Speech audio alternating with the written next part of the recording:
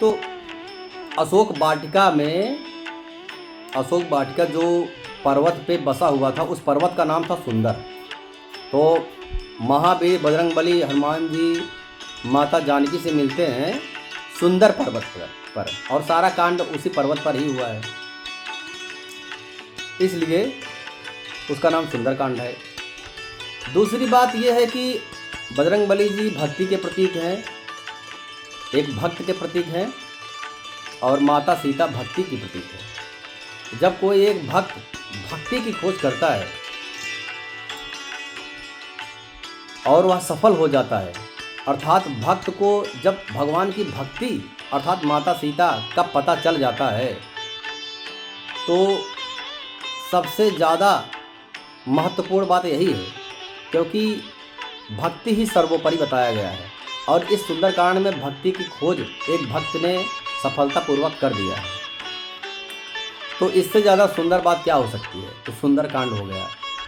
उसके बाद सबसे पुरानिया थे ऋक्षराज जामवंत जी। इसमें सुंदरकांड में सबसे पुरानिया, सबसे बूढ़े लोगों का सम्मान बताता है, सम्मान दिया गया है। जामवंत जी ने जितना बात बोला, हनुमान जी ने उतना बात किया। हनुमान जी ने कहा, आप बताइए प्रभु मैं क्या करूं, रावण को अभी मार करके लेकर आऊं, मेरे पास इतनी शक्ति है। हनुमान जी अपने प्रचंड पावरफुल जो शक्ति है उसमें आ गए। बोले क्या करना है ये बताइए काका। जामवंत जी को काका बोलते थे हनुमान जी। तो जामवंत जी ने कहा कुछ मत करना। हनुमान जी ने जामवंत जी की बात मानी। ठीक है, तो बूढ़े लोगों का सम्मान बताया गया है। तो यह सुंदरकांड ही होगा और क्या हो सकता है। जिस घर में बूढ़ों का सम्मान होता है वह घर हमेशा खुशहाली से भरपूर रहता है। और एक भक्त जब भगवान की भक्ति प्राप्त करने के लिए चलता है तो उसके मार्ग में अनंत परेशानियां जरूर आती हैं। देवतागण भी परेशानियां खड़ा करते हैं, टेस्ट लेते हैं। देवताओं ने ही सुरसा को भेजा, लंकनी बहुत सारे राक्षस आए, बांध करके लेके गए हनुमान जी को, यहाँ तक कि हनुमान जी को बंधना भी पड़ा। मेघनाथ ने बांध भी दिया। तो कहने का भाव यह है कि एक भक्त, कोई भी भक्त हो, यदि भगवान की भक्ति प्राप्त करने के लिए आगे बढ़ता है तो उसको योग्यता अपना सिद्ध करना पड़ेगा, अपना योग्यता का परिचय देना पड़ेगा। हाँ मैं योग्य हूँ, भगवान की भक्ति प्राप्त करने के योग्य हूँ। उसके बाद भगवान की भक्ति प्राप्त होगी, भगवान का आशीर्वाद प्राप्त होगा। तो यह सुंदरकांड ही है। इससे ज़्यादा सुंदर बात और क्या हो सकती है। और दूसरी बात, भक्ति की खोज हुई इसमें।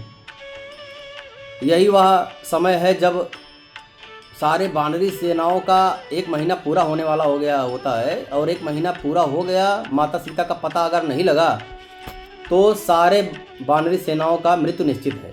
यही प्रतिज्ञा था, यदि हम पता नहीं लगा पाएंगे तो हम प्राण त्याग देंगे। तो सारे सेनाओं का, वानरी सेनाओं का प्राण बच गया। इससे सुंदर बात और क्या हो सकती है। और लंका तक पहुंचना बहुत दुष्कर था। किसी को नहीं पता था कि एक मानव श्री रामचंद्र जी सेतु बना करके लंका तक पहुंच भी जाएंगे। यदि पता भी लग गया कि लंका में माता सीता है, परंतु जाएंगे कैसे।